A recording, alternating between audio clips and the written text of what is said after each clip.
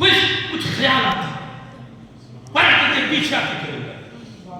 کبھی دائیں کو آ کے کھڑے ہو جاتے، کبھی بائیں کو آ کے کھڑے ہو جاتے۔ آقائے کائنات مسکرائے، ارشاد فرمایا ابو بکر یہ اضطراب کیسا،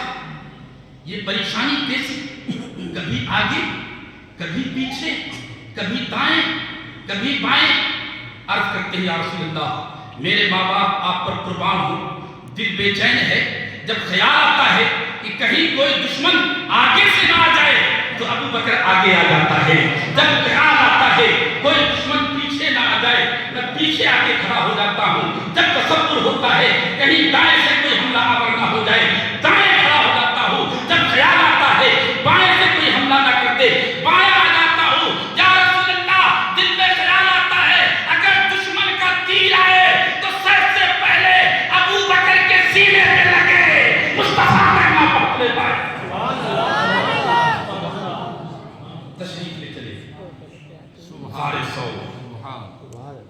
جنہوں نے غار ثور دیکھا ہے، پہاڑی ہے، ثور پہاڑ جبل ثور بہت اونچائی ہے، اللہ کے گھر بندے بھی دیکھا بہت سارے لوگوں نے دیکھا، لیکن آج بھی اگر اس پہاڑ کی چوٹی پر کوئی چڑھنا چاہے تو میرا تجربہ ہے اگر وہ 10 بجے کے بعد چڑھنا چاہے گا چڑھ نہیں پائے گا۔ جو لوگ چڑھتے ہیں نا تو فجر سے ہی لائن لگا دیتے ہیں، پانی کی بوتلیں لے کر چڑھتے ہیں، پسینہ آ جاتا ہے، اور ہم نے خود تجربہ کیا، اترنے کے بعد بعض لوگوں کو بخار تک آ گیا، اتنی تھکاوٹ، لیکن صدیق اکبر آقائے کائنات کو لے کے چلے، آقائے کائنات ایڑیوں کے بل چل رہے ہیں، پورے پائے اقدس زمین پہ نہیں رکھتے تھے، اس لیے کہ اہل عرب قیافہ شناسی کے ماہر ہوا کرتے تھے، پاؤں کے قدموں کے نشان سے چلنے والے تک پہنچ جایا کرتے تھے۔ اس تدبیر کے تحت آپ صرف انگلیاں رکھتے تھے، ایڑیاں اٹھا کے چلتے تھے، تھک گئے آقائے کائنات جب تھکے صدیق اکبر نے اپنے کندھے پیش فرما دیے، یا رسول اللہ میرے کندھے پر سوار ہو جائے۔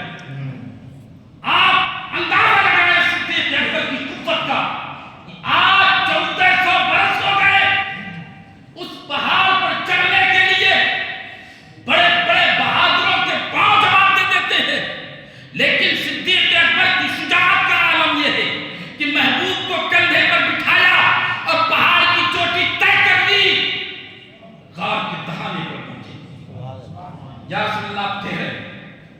مجھے اترنے دیں، اس لیے کہ یہ پہاڑ ہے، یہ کھو ہے، یہ گھاٹی ہے، یہاں زہریلے سانپ ہوتے ہیں، بچھو ہوتے ہیں، میں پہلے اترتا ہوں تاکہ کوئی زہریلا جانور اگر ملے تو پہلے ابو بکر سے ملاقات۔ تشریف لے گئے، غار کی صفائی ہوئی، آقا دہانے پر غار کے اندر اترے، جگہ جگہ سوراخ تھے، آپ نے اپنے کپڑے اتارے، کپڑوں کو پھاڑا اور سوراخوں کو بھرنا شروع کیا، بھرتے رہے، امامہ کا کپڑا ختم ہو گیا، آپ نے جبے کا کپڑا اتارا وہ ختم ہو گیا، اب صرف سطر کا کپڑا رہ گیا، پھر بھی ایک سوراخ رہ گیا۔ حضرت صدیق اکبر نے اس پر اپنے پائے اقدس رکھ دیا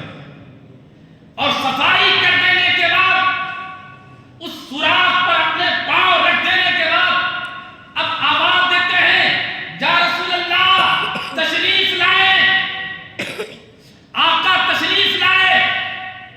اس واقعے کو حضرت عبد الرحیم سیال کوٹوی نے لکھنے کے بعد ایک نکتہ دیا اور ارشاد